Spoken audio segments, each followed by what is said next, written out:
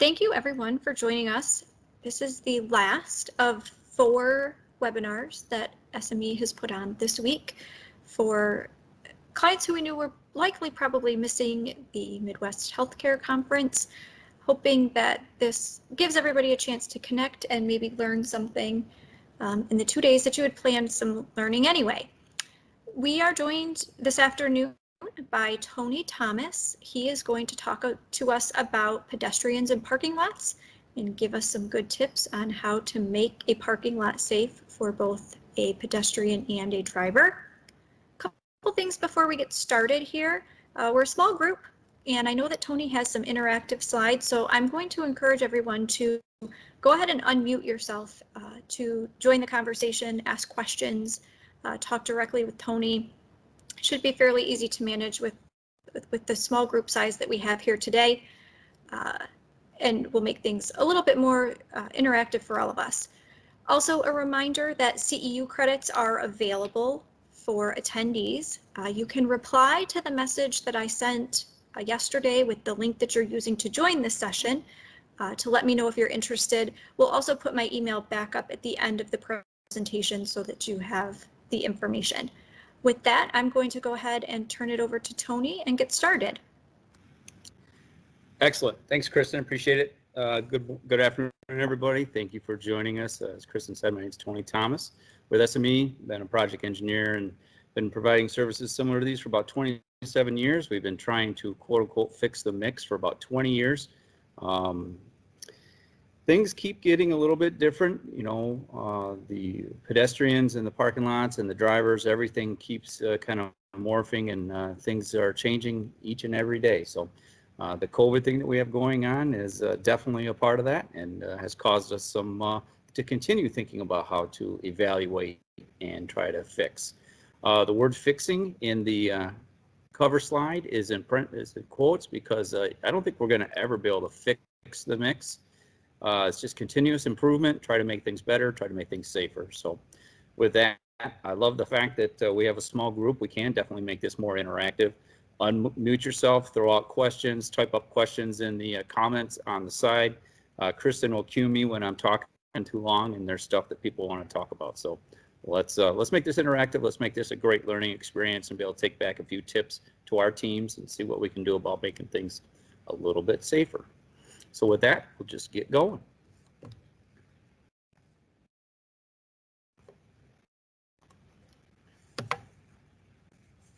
Originally, this presentation was done in person with a lot of folks from healthcare industry, similar to yourselves. We were in a large conference room up in Port Huron. It was a nice afternoon. I think I was the last presentation before the happy hour at that day. And we had a nice group of folks, and it really got interactive. People were throwing out their ideas and concepts, their difficulties, the things that were causing them to have some problems. The great thing is that they all recognized, as being property owners and facility managers, it's our responsibility to ensure that our facilities are safe. They're safe for our team members, they're safe for our visitors, they're safe for our employees. So that is our responsibility. So we really have to strive to continue to figure out how to make our facilities safe, and that's a continuous improvement. Talk about today is some tips and tricks about starting an evaluation and working your way through it, and then circling back and seeing how well you've done to look for continuous improvement steps again.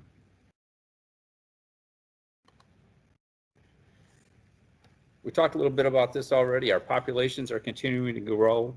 For healthcare facilities, we're probably seeing the age of our drivers and pedestrians on campuses to be growing a little bit older. Of additional concern is that there's a lot of distracted driving going on. People are looking at their phones, they're looking at directions, they're looking at buildings, especially if they're not familiar with your campuses. They're always looking for a place to park. They're looking for the right building. They're looking for any cues to get them from point A to point B. And now, if any of you have been driving back in the organizations and driving on facilities, you notice that there's something else we need to relearn, is that drivers are needing to relearn how to drive and how to navigate parking lots, roadways, and as things become further and further congested as we're moving along, it's getting more difficult. You see that as you're driving around now. The roads are actually getting busier, and people are still driving kind of crazy.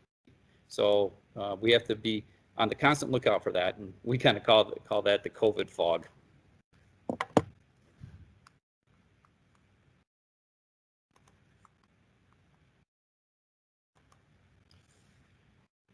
This is the interactive part. Would definitely love to hear if you want to unmute yourself and ask a couple questions or tell us a couple of your concerns. Just love to hear a little bit more about what you're dealing with at your facilities. And if you don't have to have anything, I got a couple of questions from the last few rounds of this that I can share, but pause a minute here. We'll do this interactive. So what are your concerns at your facility?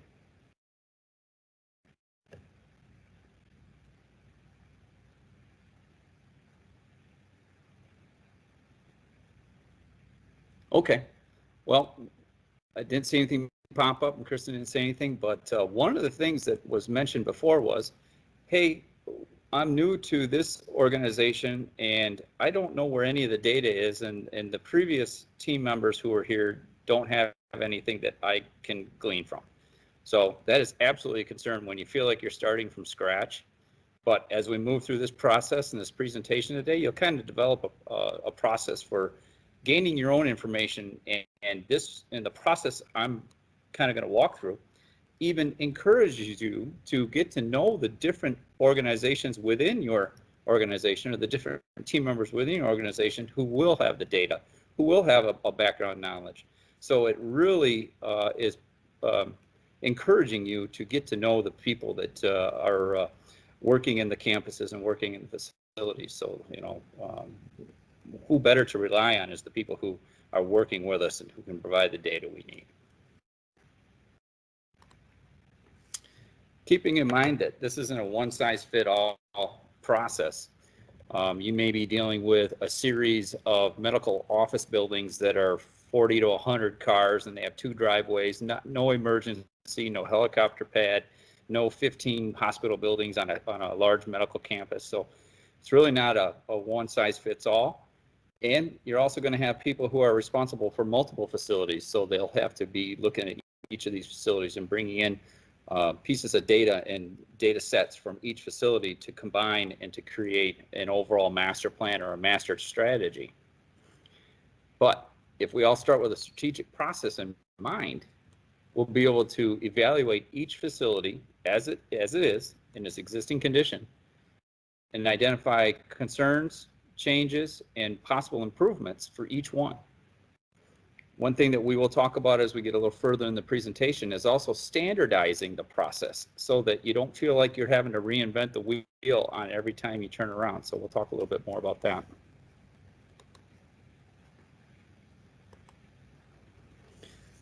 Today's presentation will go through steps 1 through 3, evaluating the existing conditions, implementing improvements, and a communication and a feedback. Steps 4 through 6 are next steps and will be a future presentation series on analytics, talking about how effective have you been, incremental change, meaning is there room for continuous improvement? So I've demonstrated an incremental change at a facility or multiple facilities, whether that is even just in the way the data is gathered and stored and analyzed. That would be an incremental change over not having any data available. And then experience transfer. At the very beginning, I talked about, hey, I'm new to the facility. There's nobody left here who did it before. Well, that's experience transfer, and you just experienced no transfer.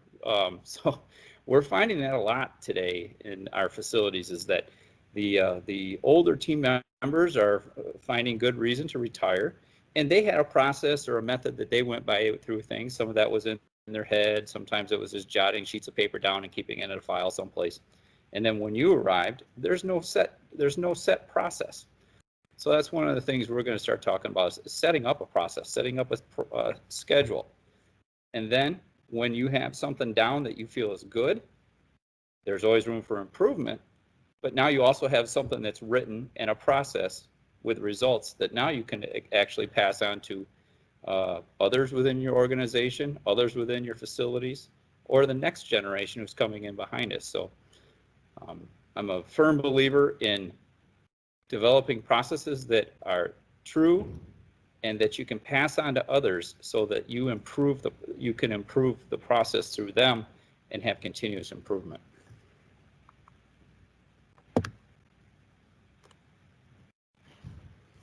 So again, a 6-step process. This is just a very simple process-driven wheel.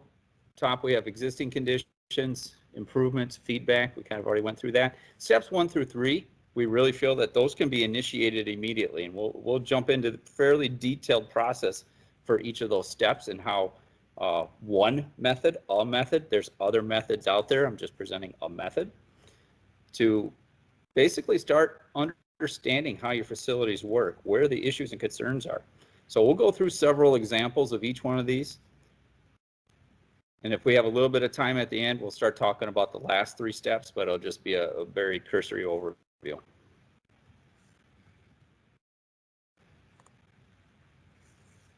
Evaluate existing conditions. So this it's exactly what it sounds like. It's just what is going on. What are we looking at? So you're going to look at a data and event review. So that's going to be a process of looking at any recordings, any historical information, ledgers on conditions, wayfinding. You're going to look at the overall conditions of your facility. So this might be a scenario where you go out and you spend some time and you look at the striping and signage. Adequate parking. This is something that prior to COVID was turning out to be a concern in a lot of medical facilities, is that there wasn't adequate parking. Lighting. How well does your lighting system light the parking lots? And we'll talk a little bit more in depth on each one of these things. ADA and barrier-free parking. That's very important, especially in medical facilities. Hands-on review of pedestrian routes. Going to challenge you to actually go out and walk the routes and be part of the pedestrian crowd from the different points of your campuses. Access points, meaning to your buildings from the parking lots, and your parking review. Consult the security group. Query pedestrians and the drivers. Ask them what they see, what they know. Do they have issues? We may have to look at, in some facilities, you may have to look at buses and shuttles. Continuous communication and improvement. So we're going to just talk a little bit about reviewing a vehicle and pedestrian conflicts. This is just what you see here is just a snip of an incident report. So in this particular case, it's just a CVS delineated database that we can query. And I'm not sure you can see the information in it, but it'll say what the first column says the type of accident, where was it encountered, and what were the conditions. The incident type, in the first line it says a pedestrian driver. It asks the location, vehicle number 1, vehicle number 2, a description of your vehicles. In this case, there was no vehicle number 2. The vehicle number 1 impacted with a pedestrian. And we have a severity complex. So in this particular case, it was a minor. And the last item is a further description of what the event was, what actually happened. Item number 2 is an actual pedestrian or a vehicle incident. And so this is talking about, in this scenario, this is 2 vehicles that impacted each other some way. There was in this particular instance, there was a walker and a pedestrian crosswalk, which is appropriate. Vehicle number 1 stopped for the walker. Vehicle number 2 rear-ended vehicle number 1, caused a little bit of damage. So in this scenario, the walker was in the right place. The first vehicle did the right thing. The second vehicle was caught off guard or didn't understand that the vehicle in front of them was stopped for a walker and didn't maybe understand what the conditions were. And so what's great about this is that we had a process to record it. You have a process to record the severity and what happened. And in this particular case, what would be in behind this would be pictures of the incident. If there was a police report filed on this, if there were injuries, all of that would be recorded as part of that particular conflict. In addition to just tables, we can really start to get glean a lot of information if we start putting information into maps, our facility maps, a GIS map.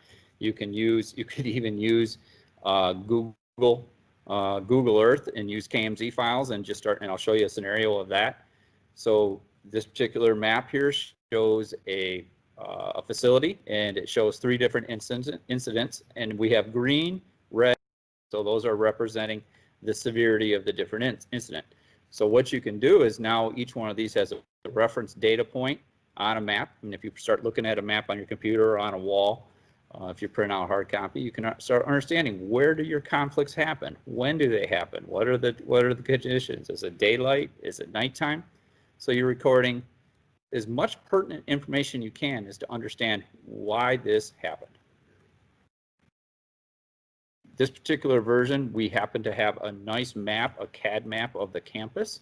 And so we were very easily able to put each of these data points into an active DWG file. So it made it real easy for querying and looking at and drilling down and putting information on layers.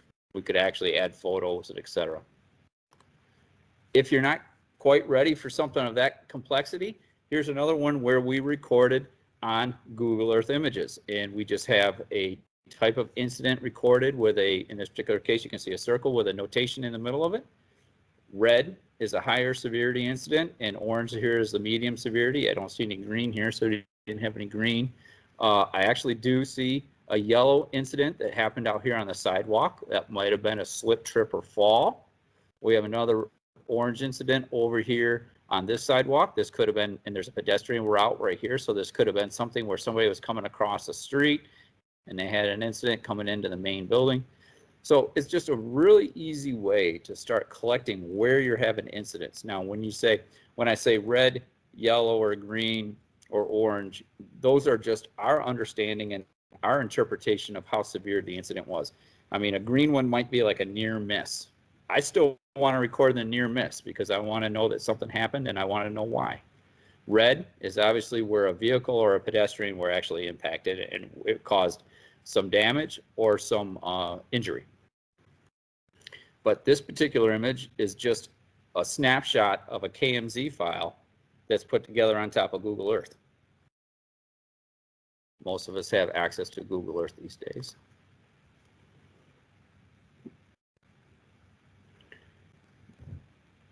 This is going back to the campus map. And now we actually start recording the data, and we have the building or the locations or the destinations where people are driving and or walking to. And so now we can start actually even creating a density cloud to understand, are there multiple incidents at that location? And we can start figuring out where we have critical areas. Critical areas are important. Do we have a line of sight issue? Do we have no pedestrian markings? Do we have too many pedestrians trying to cross a high vehicle area? So we start to understand exactly why we're having these conflicts. So that's just a method to record where your incidents happen. I've seen people actually have, this is kind of old school, they have a laminated map of their campus and they just go out and buy stickers, red, yellow, orange, and they just put stickers on the wall and say, yep, there's an incident right there.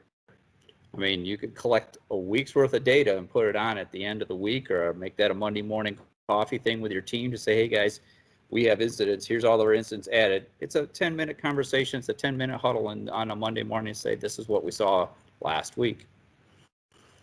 Next item is parking capacity. Currently, we're probably not seeing a lot of issue with parking capacity. There's less people coming to our facilities. There's more of the virtual meetings and doctor's appointments. But prior to COVID, we were seeing parking capacity at 90–95% of all stalls were full. So you might say, hey, that's great. That means that we're really generating a lot of business for our facilities. We're doing awesome. That is true on one hand, but on the other side of that is if you have that much capacity, if you have that much percent capacity filled, the issue there is now people are understanding there aren't as many parking stalls at your facility. So now they may be driving around looking for parking stalls. And if they're running late to an appointment, next thing you know, they might feel a little bit of need to hurry. They would probably lose attention. I apologize about that.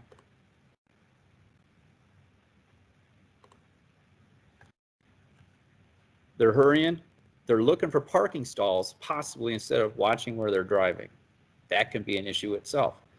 And if they're already late, that's going to make it even worse.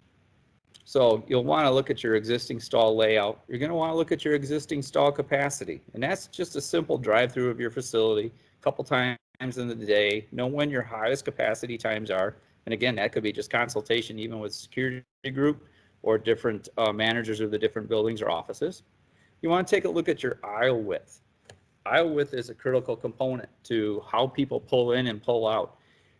If your aisles are too tight, people are pulling out and there's no room for pedestrians to walk past them as their vehicle is pulling out, or they're spending a lot of time waiting for that pedestrian to get by.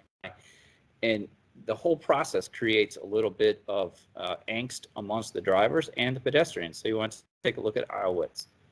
Clear vision areas. I think you all know when you drive into a parking lot and there's lots of trees at the intersections and other things, or signage or whatever, or snow piles, and you have to like ease out to be able to see around a corner. That in itself can cause a little bit of tension, especially if you're the driver. And then if you're looking for other vehicles, you may not be also looking for the pedestrian who might be crossing at that intersection where you're trying to turn. So you really want to take a look at that. Parking in the winter. I mentioned snow piles.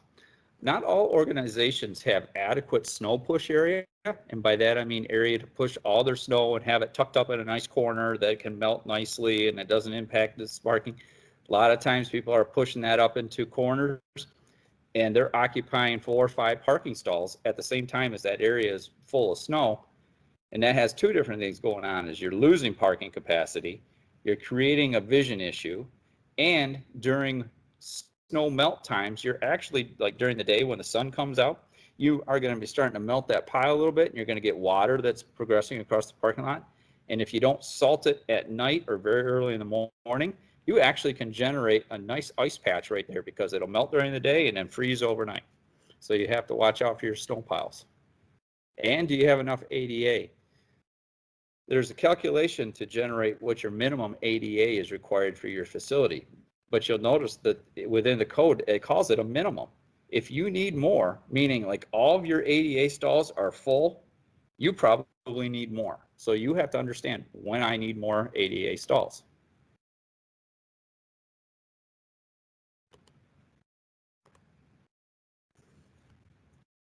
I talked about this. This is a challenge.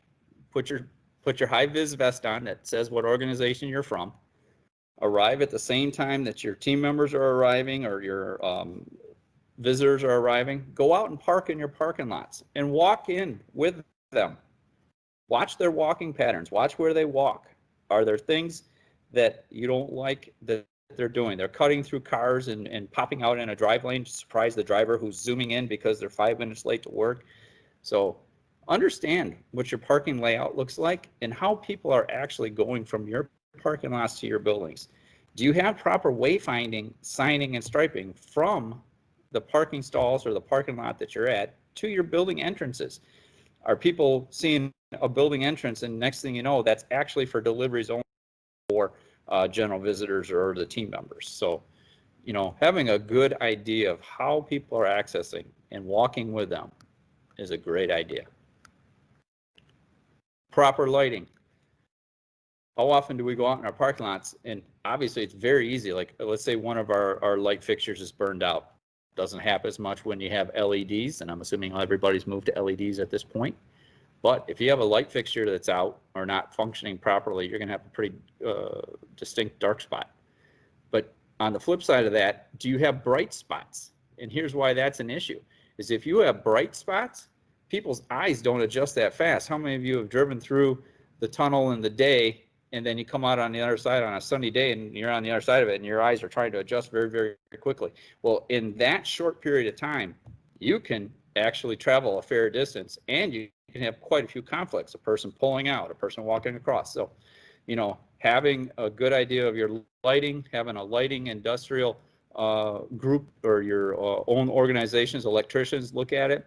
But more importantly, you can go out as an individual and just drive through your lights in the early morning when it's still dark out and say, oh, okay, we got good lighting. Oh, at this pedestrian crosswalk, we don't have very good lighting. It happens to be directly in between 2 overhead lights, and it's really the darkest spot on that whole stretch.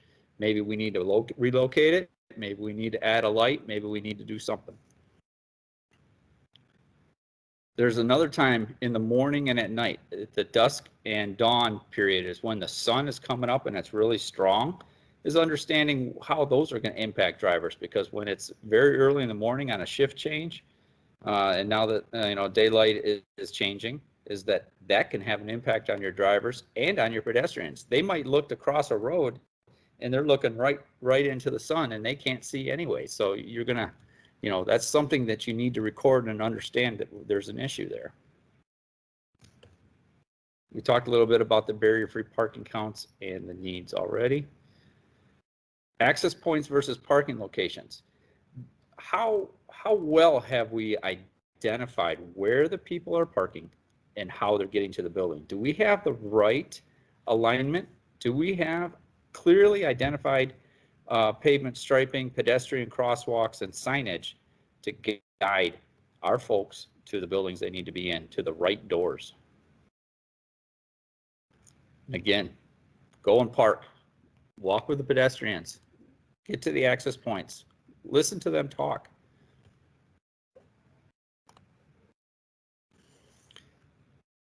Well-planned striping and signage and layout is critical. This is critical. This is the first line of defense for telling drivers and pedestrians how you want them to behave in your facility. Drivers are looking at arrows, center lines, stop bars. That's what they're relying on how to navigate your parking lot. They've been raised for the most part on how to drive and to obey that information. Evaluation of the condition of your signing and stripage. I honestly think it's something that you need to do at a minimum on a yearly basis. You need to drive around and just, maybe in the early spring is just take a look at it. You'd be surprised. Salt and snow plowing and other abrasive actions can really remove striping very quickly. And striping is a fairly cheap item to update every other year. And we'll talk a little bit more about an improvement on striping and kind of a process for that. Again, what are the known conflict points? So you're reevaluating your existing conditions. There's conflict points. We need to understand where those are. We need to understand a root cause. And the next step is to make changes as needed.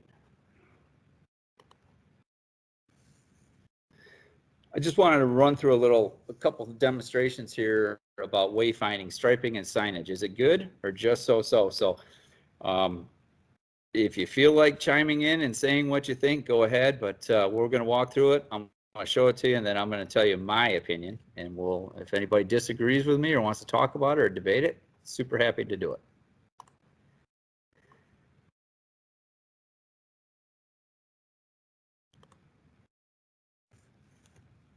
So signage and striping here. Is it good or just so-so? Well, my opinion is the striping is good, but there's something going on with the signage that I don't understand. And we have one sign that's right here, and then we have another sign that's behind it. This one's yellow and this one's red. This one's much shorter. As a driver in an SUV, I might not see this one. This one's got a good height. I can read it. This is a one-way around right here, so this one's facing the right way. I don't know which way this one's facing. So to me, I have a little bit of a conflict in my striping and signage right here. But looking at the striping all looks to be in pretty good shape. Striping and signage, is it good or just so-so?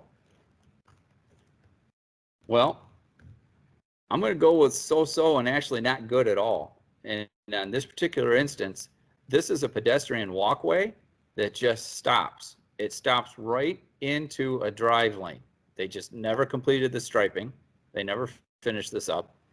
And the striping itself is already a little bit worn and could be updated. First, they need to finish and tell where they want the pedestrians to go. And then second, they need to clean up and update the striping. Is it good or just so-so? The left one, in my opinion, is good on striping. Nice pedestrian crosswalk, very uniform, nice wide width. I can get two people opposing traffic walking across. You can see the truncated dome on the sidewalk across the way. We have a nice indication of barrier-free parking. This is our van accessible zone. We got a couple of van accessible stalls. We even have some signage here that tells us exactly that. The thing I don't like is, again, we have another sign that is right in the middle of our van accessible aisle. This should not be here because now this is impeding our van accessible aisle. So not too much work to get this cleaned up. I would sign right here. I'm not sure what this is. And then we should be in pretty good shape on this one. The one on the right, it is not good.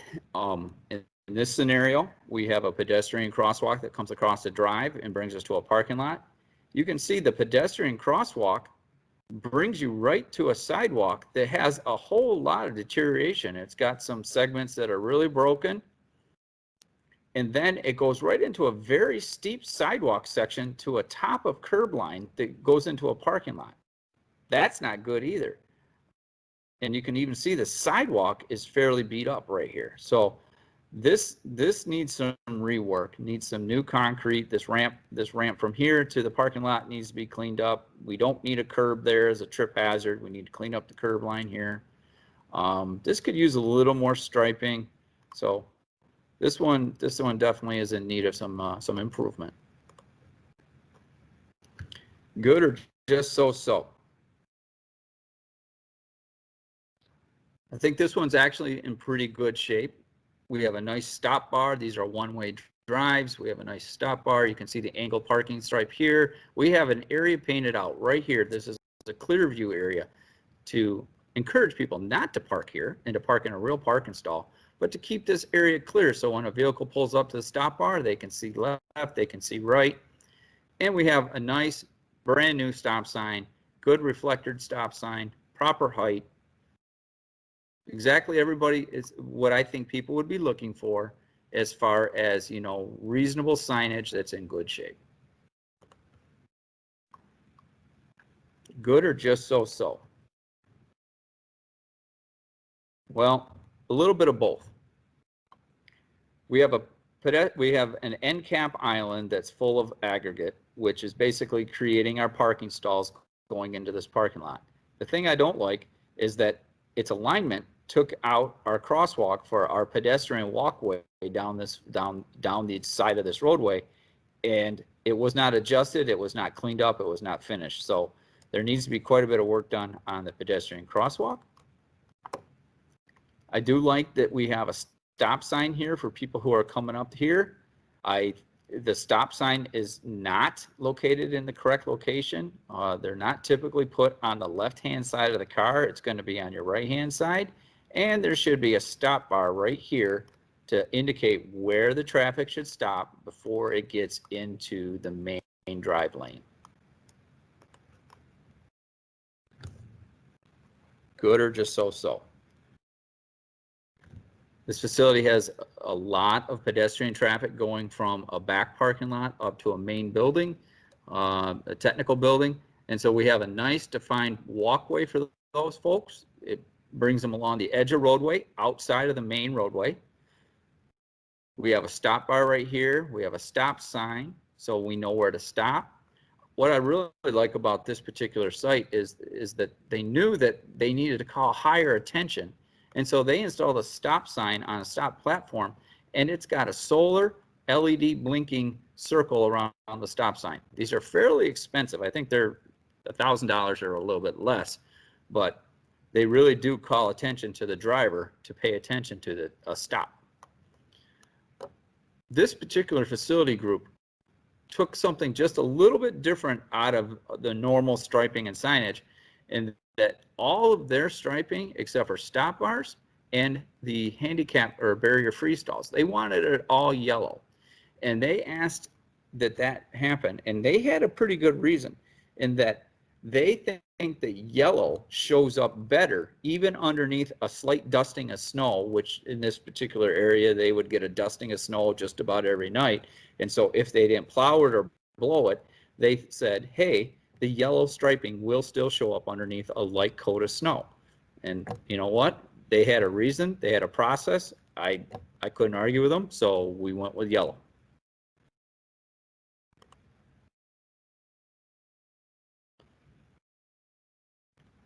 Good or just so-so?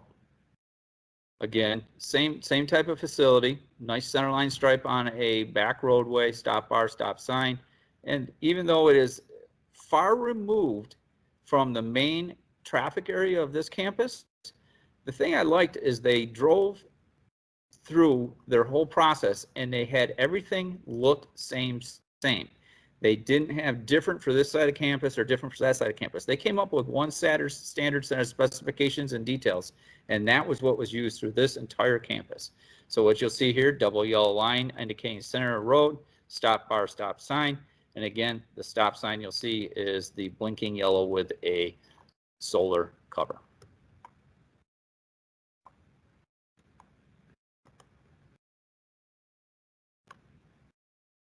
This one I wanted to bring up for the simple reason is that if you look across the way, you can see these folks put a stop sign in here, solar connector.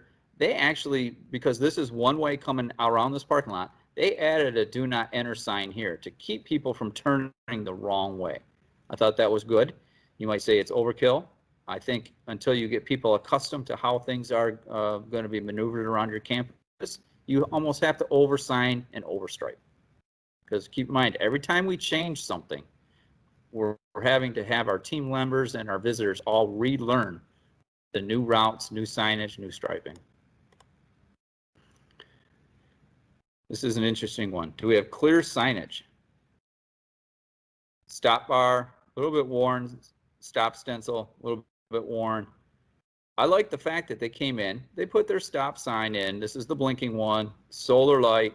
It's on a movable pedestal, which is good, but they neglected to come and take the old one out and get rid of it. So now we have kind of some multiple signage thing going on.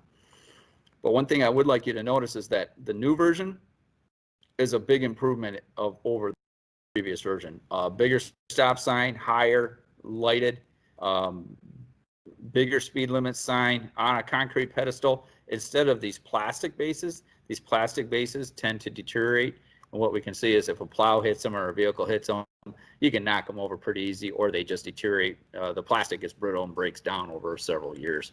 Concrete's a little better durability, just got to paint it. We talked a little bit about snow storage. Do we have adequate snow storage here? What I would tell you is that what you do not see is this is a pedestrian walkway right here, and the snow storage is spilled over into the pedestrian walkway.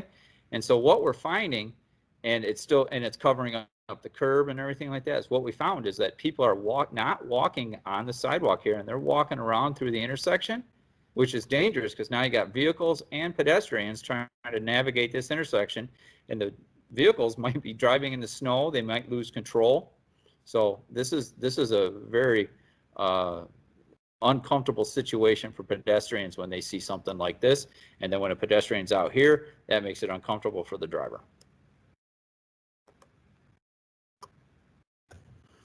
Site lighting is a little bit more technical. This is really something that you have to go out and you have to take a look at. And unless you're, adequately trained or fully trained or have the right equipment, really kind of comes down to you're going to need an electrical engineer, an illuminating engineering society representative. They have different tools, both handheld tools that they can actually measure the lumens in your parking lot and give you basically a light level map, and we'll look at one of those. Or they can take it a little bit another round further, as they can understand what light fixtures you have, what height they are. They plug them into a program, and it will generate for you what based on that lighting that you have, what the anticipated lumen levels are. So, but the drawback of doing a calculated version versus a measurement version is that there's some assumptions as to how well the ones that are up on the poles are operating. And we've seen them full of water, we've seen them full of bees' nests, we've seen them full of debris, or the light itself is just completely broken down and not providing the type of lighting it was intended for. So again, another situation where actually understanding what you have in the facility and out in the field probably outweighs whatever a mathematical evaluation would tell you.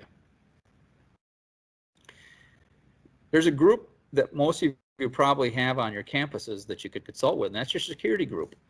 Maybe they're not called security, maybe they're called hospitality, maybe they're called the grounds team, something like that, is that these folks have a pretty good understanding where we got problems, where we got light issues, where we got snow pile issues. So these are great people to consult and be part of your inner core team to help figure out how your campus is behaving and how to improve it. And if you go back to these folks, the consultant, the security team, they may have a database, they may have information in a process that's already ongoing. They may be able to help you take the first step in collecting existing conditions and get past that hurdle very quickly.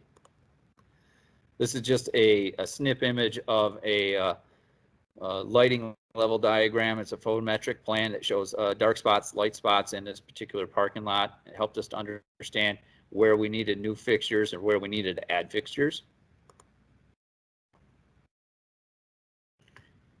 What is working well? We need to kind of go through our campus. So not only are we looking for what's not working, but what things are working well. If you look at, different signage, and you have, the state law pedestrian, you can get the ones without the schools in there. We like these. They do tend to get wiped out when you plow, if you're not plowing carefully, so you have to tell your plow team to, plow carefully. Definitely really fans of the stop signs that illuminate. These folks have even added some plastic jersey barriers. You can fill them with water to help guide your people, with some tall cones here, so that you can actually really guide your drivers and even your pedestrians. We'll go back one slide. This particular slide shows, it may look to be a very heavy striping plan, but this facility, this particular campus here, had an awful lot of pedestrian movement between buildings, between work shifts. People were coming from all over on this one.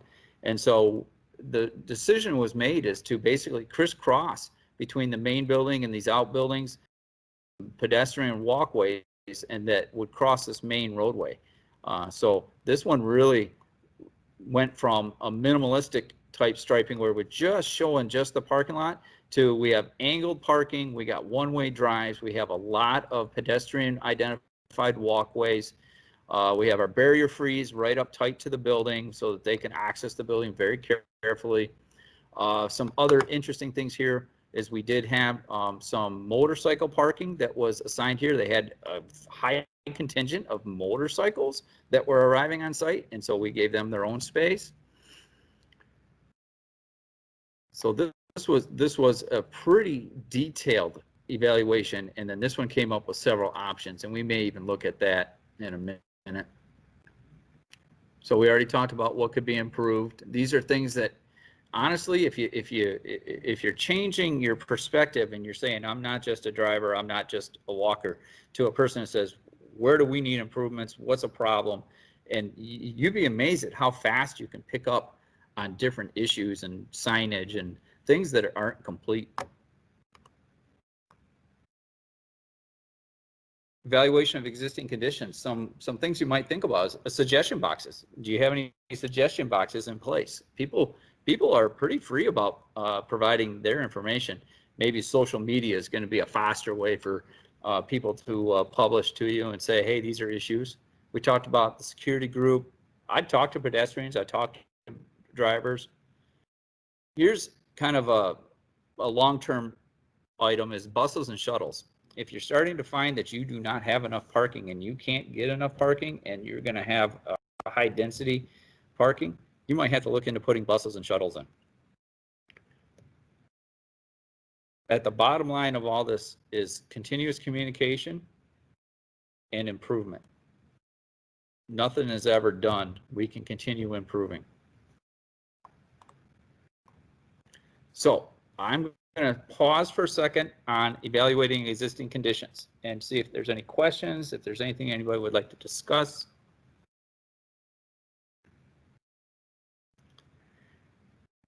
And if not, I'm going to relay a couple of questions that I've had at other seminars. And one of the questions that came out was, how long does this evaluate existing conditions need to take? And my answer to that is, how much data, where are you starting from? How big is your campus? How many issues do you have?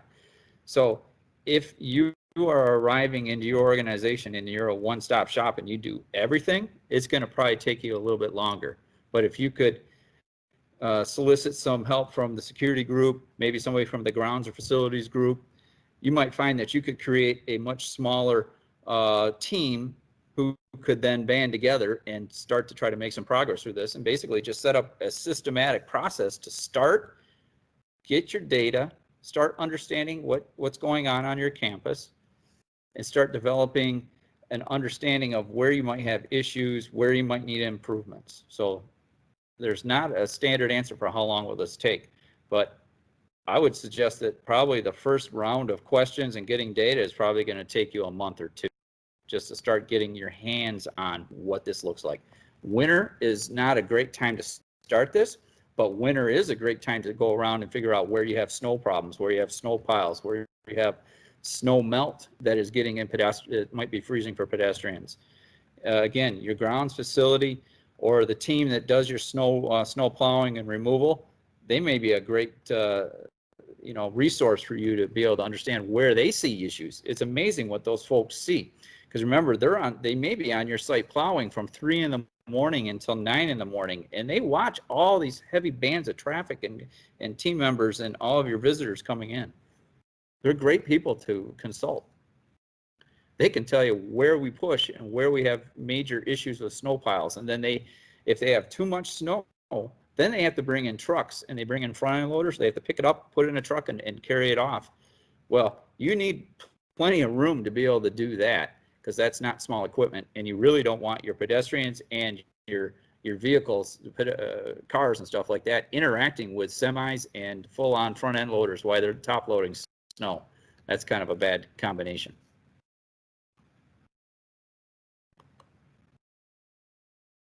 Implementing improvements. So it's exactly what it says. What have we identified, and what can we do to move forward? Simple, inexpensive fixes. Are there any low-hanging fruit? Here, we talked about sign cleanup. Let's get our signs right. Let's finish our striping. Let's let our pedestrians know where we would actually like to take them to.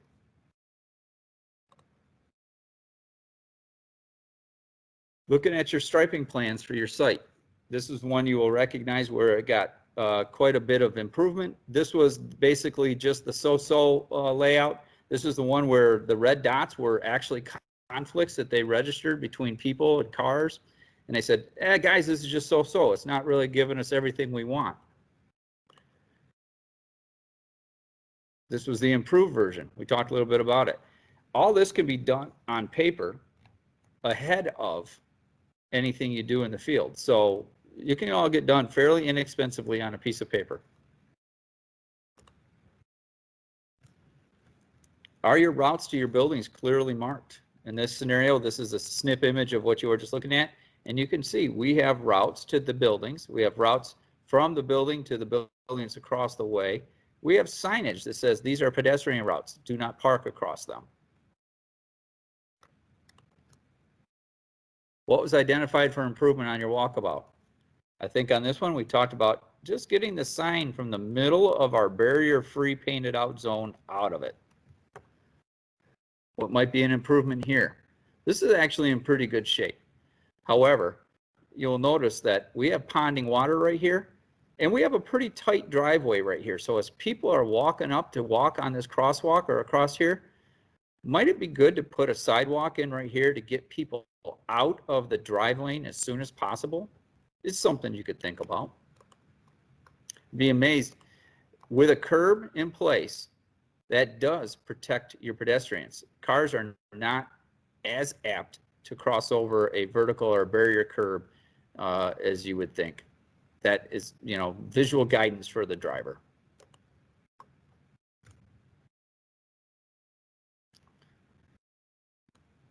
Once pedestrian routes are clearly defined, there's another evaluation that you may need to do behind that, and we can talk about that in the future, and that's a slips, trips, and falls evaluation. So once you've told all of your pedestrians you will walk this way, now you got to make sure that that walk in that manner is safe. And that's a continuous review for slips, trips, and falls. We're not going to talk about that today, but it's definitely something you want to think about. Communicate your feedback. Once you start making some of these improvements, go around, look for people that have any sort of feedback. Talk to the security group. Did you see any improvements? So this is the thing where you're going to go around and see if you have seen improvement.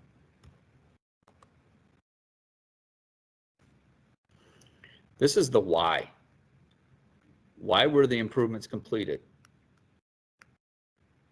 Did they actually provide the benefit that you anticipated? Are there consequences that fell out of it that you weren't anticipating? Perform live observations.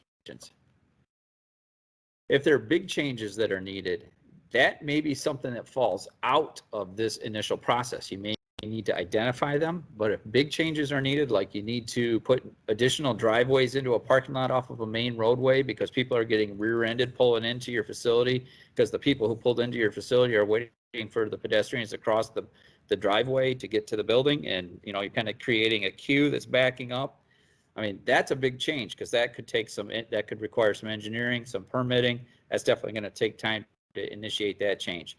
Is there a simpler but yet easily effective change that you could do instead of a massive change?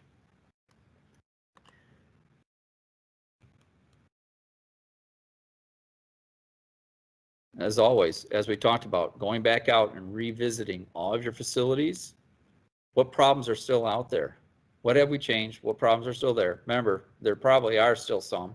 And is there more low-hanging fruit that we can pursue?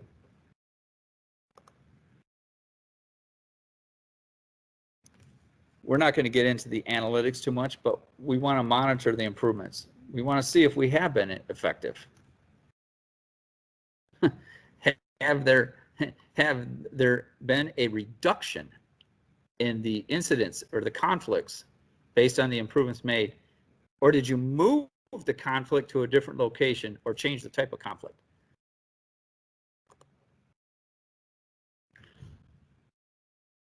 What incremental changes need to happen next? Continuing your improvement process. It's an improvement cycle.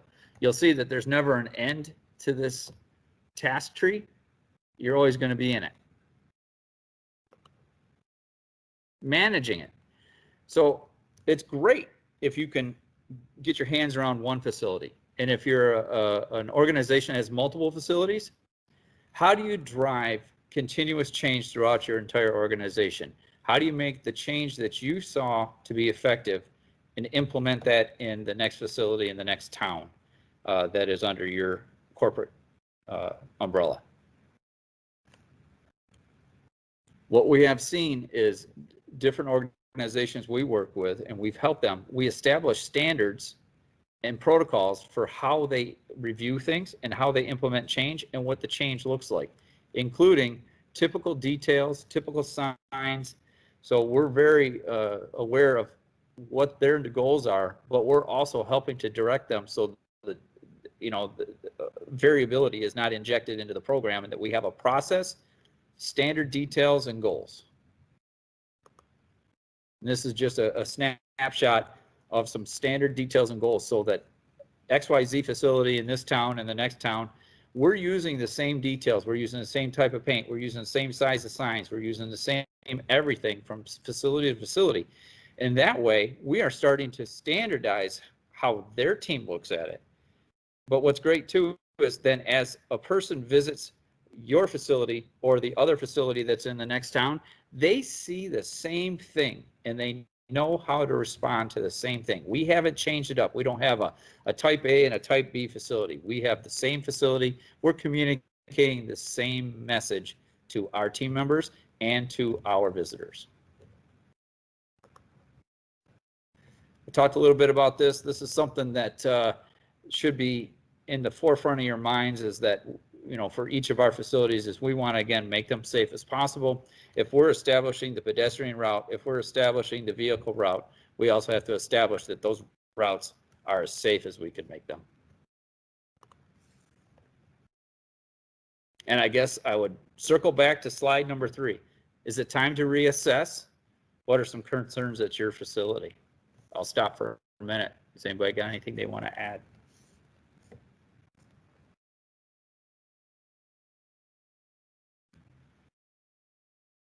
Okay. I'm sure your facilities are all in very, very good condition. But there's always simple things that we can do to make incremental improvement. If it's just taking our facility and having a multi-year striping and signage program where we're updating the striping, we're looking at the condition of our signs, and maybe our campus is so big we have to divide that up into a 3-year program. So we take a third of our facility every year and we say parking lot 1, parking lot 3, and parking lot 5. We're going to look at our signing and stripage, and we're going to put that out to bid to a contractor. We're going to get it on an annual contract, so we're going to negotiate as low a rate as possible, and we'll have them come in. All of our rates will be based at night so that we're not impacting our daily team operations, and we'll do 1, 3, and 5 on Saturday nights or Tuesday nights, whatever your low night is, and then you will have that on schedule. And if you have that set up for a campus that's fairly good size and it's a 3-year rotation, you're restriping a 30-year facility every year, and you'll know, hey, we're at least doing the best we can to keep our signing and wayfinding and striping up to speed. All right. And with that, we do have a couple more minutes for questions. So if anybody has any questions, comments, if they have some thoughts or some comments that they want to provide that we all could learn from, something that they're doing that I didn't touch on, we're all here to learn today, so it'd be great to learn how to keep our facilities and teams safe. All right, Kristen, would you like to wrap us up and take us home? Yep, I think we're good. I don't see any comments here in the chat. So once again, everyone, thank you for joining. We appreciate everyone taking the time these past couple days. I know a few of you have been in multiple sessions, so I'm hoping that you've gotten something useful out of these. Again, my email is up here for CEU certificates. If you're needing those, please send me an email. We'll make sure to get those out to everyone, along with the recordings of the sessions and PDF versions of the slides here in the next few days. Tony, thank you very much for your help and everything you taught us today. It was a great presentation, and we look forward to the next one. Have a great night, everyone. Thank you. Thank you for your time, everybody.